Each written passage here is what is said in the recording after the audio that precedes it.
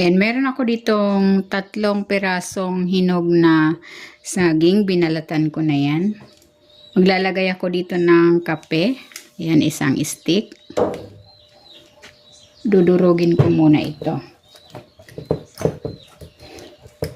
Kung hindi ka pa nakapag-subscribe sa aking channel, please subscribe at i-click mo na rin ang notification bell para lagi kang updated sa aking latest recipes.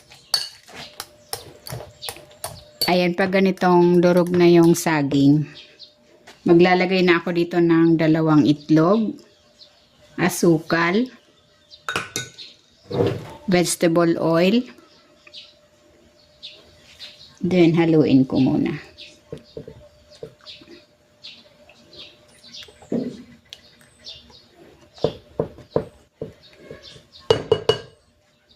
Next, ilalagay ko naman itong harina at baking powder.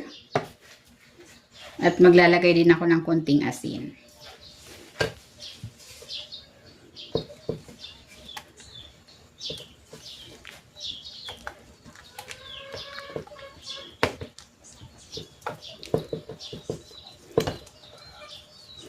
Ayan, okay na yan.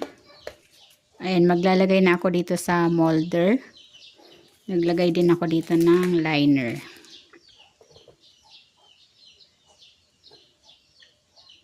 Kalahati lang muna. Then, maglalagay ako ng keso.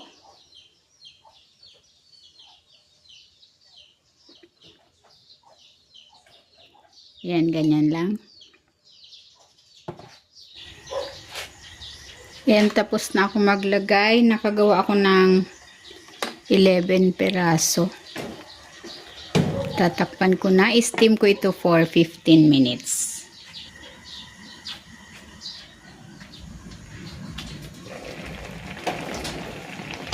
Ayan, luto na itong steamed coffee banana cupcake. Hahanguin ko na ito.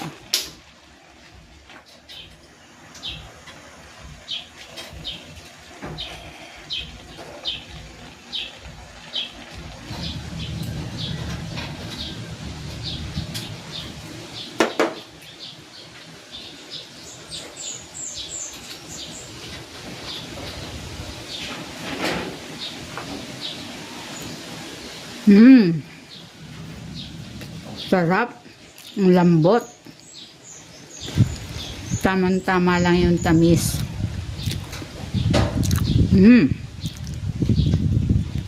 Sarap.